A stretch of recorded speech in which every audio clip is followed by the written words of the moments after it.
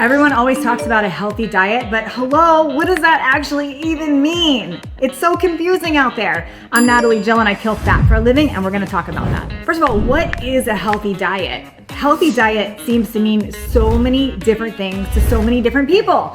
And then there's all the extremes like carnivore or keto or vegan or paleo, whatever. How do we know what the heck we're supposed to be doing? It's confusing, and over time and over the years, it's changed. Heck, I remember in the 70s and 80s when processed food first came about, we all thought it was healthy to eat these highly processed frozen TV dinners. That was a thing. And then I remember going through the phase of let's do everything fat-free. Heck, I remember going to the movies and getting a big pile of fat-free gummy bears, thinking it's healthy because there was no fat in them, not realizing all these other ingredients. And then I've certainly been around long enough, just like you, to see all the different trends come and go. Whether it's let's not have any sugar, let's not have any fat, let's do an extreme grapefruit diet, or let's only eat these foods. I've seen it all come and all go. So I want to talk about what I actually know to be true for healthy eating that works for anybody and everyone. Now I want to just first specify, we're all very unique, right? So I'm going to teach you the basics here. But it's important to be your own health detective and go, okay, that all makes sense. This is good. But now for me, what do I actually need? Okay, so my definition of a healthy diet means it is an unprocessed, natural, real food in its most original state. Now, what does that actually mean? And I'm not gonna get too technical here. It's a food that once grew. It's been minimally modified, if nothing else. Let me give you some examples. So for carbs, for example, any type of fruit or vegetable would be an unprocessed food. So carrot, simple, watermelon, banana, tomatoes, pepper, unprocessed food, lettuce. Any type of vegetable or fruit is an unprocessed natural carb. And yes, fruits and vegetables are carbs also. Another example of something I love, corn.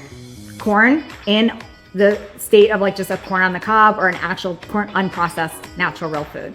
So let's talk about fats. Fats would be things like nut butters, avocado, olive oil.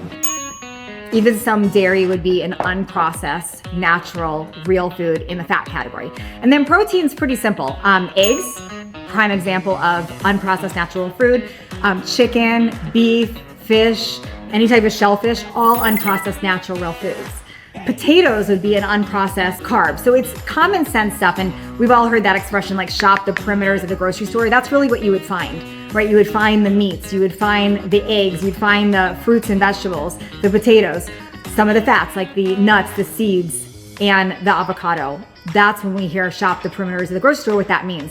So the first rule is, are you eating primarily unprocessed natural real foods in their most natural state? Now let's talk about packaged foods for a minute here. So for example, I'm not against chips, for example. I mean, I wouldn't have it as a staple in your diet, but if you really wanted chips, do you pick the bag with a list of 50 ingredients that you can't pronounce, or do you pick the one where you're like, oh, I recognize these, so heck, we've got dried, and I'm pulling it out here because I'm over 50, so I gotta read like this if I don't have my glasses on. But it says dried potatoes, it says palm oil, it says tapioca starch, salt, sugar. So not ideal, but not terribly processed, where if I pick up a bag of highly processed potato chips, we're gonna have a big long list of ingredients. Same with nut butters. I'm looking for very minimal ingredients. This one has roasted almonds and some palm oil. Not necessarily saying I'm a fan of a particular oil or not, but I'm looking for minimally processed food. I could say the same thing about a turkey jerky, which is a great snack, some type of snack bar, but I'm looking for minimal ingredients in your processed food. So the first rule I say when I look at healthy food, are we eating mostly natural, unprocessed, real foods, ingredients that we can pronounce? So that's not the only rule, but that is a main rule. The next thing I'm gonna look for is, are we focusing more on addition? How do I add in good nutrients to my day versus just focusing on eliminating? Whenever we focus on, I'm just gonna not eat certain things, or I better not have any sugar, or I better not have any carbs, or I better not have all these things, that can feel overwhelming and it can put us in deprivation mode. So when we focus on how do we add in more of the good, that's more reward based. And the bottom line is, when you eat a lot of natural, unprocessed, real foods, we start to regulate our system. We start to know when we're actually full, when we actually have cravings, when we're actually hungry. So you're less likely to binge or overeat the wrong foods. Okay. The next thing that I look for is, are you giving up whole food groups? I'm not a fan of giving up entire food groups. And the reason is, one, it's also putting you in deprivation mode, and it's not entirely healthy by my definition of that. When you give up an entire food group, that's concerning. And could you do that forever? I know many people will say, well, I only ate this way for the last 3 months and I've never felt better. Well, that's great. The reason you've never felt better only eating a certain way is because, one, it was a big change from what you were currently doing, and two, you might have an underlying issue going on, like maybe there's something going on with your gut health, you've got inflammation, so by not feeding it proper nutrients, you're not feeling anything right now, so you temporarily feel better. So that's what's going on there. But I look at, when you're eating healthy, can it be a lifestyle? Can you do this forever? The next thing that makes things healthy is when you look at the word moderation. And moderation is important for a number of different reasons. One, it's in portions.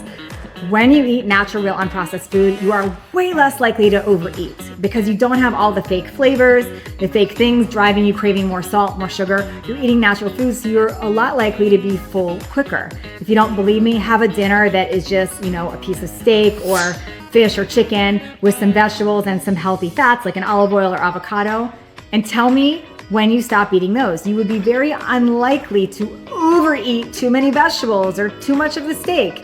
But we'd be a lot more likely to overeat sugar or cookies or processed treats. So we look at moderation there. I also look at moderation in the form of not being extreme. So like, I have my preferences of oils. I happen to love avocado and olive oil. Those are the two. I mostly have olive oil. I use it with every meal. I am not personally a fan of the vegetable oils or many of the seed oils. However, I'm not gonna go crazy around it. So I'm buying a minimally processed food and it happens to have the oil I don't love, but I know I'm only having a handful of these, I'm not too concerned about it. I'm also not going into a restaurant saying, I'm not eating here if you don't use the kind of oil I want. It's more what you're doing most of the time, all the time, that makes a difference. That's what I want you to know. So when we look at healthy eating, just to kind of recap, are you eating mostly unprocessed natural real foods? 2, are you looking at, can I add in more of the good? Makes less room for the not so amazing, as I call it. You want to have more of the good and make less room for the not so amazing foods. Are you looking at moderation as far as not going crazy about specific ingredients, but the right portions and being general? And does it make good common sense? And then the most important part that I didn't mention yet is you have to listen to your own body. It's really important to listen to your own body. What works for me might not be exactly what works for you. What works for you might not be exactly what works for your best friend. We're all very unique. So as far as how much am I gonna have, or timing, or do I eat 2 meals a day, or do I eat 8 meals a day? We're all so unique, and what works for you is very unique. So you have to be your own health detective. Anyways, this is what I do as a 50-year-old something person in the space of fat loss who's a licensed master sports nutritionist. I'm curious what you do to eat. What is your food belief? Where have you found the most success? How do you eat? How do you describe healthy eating? Talk to me in the comments.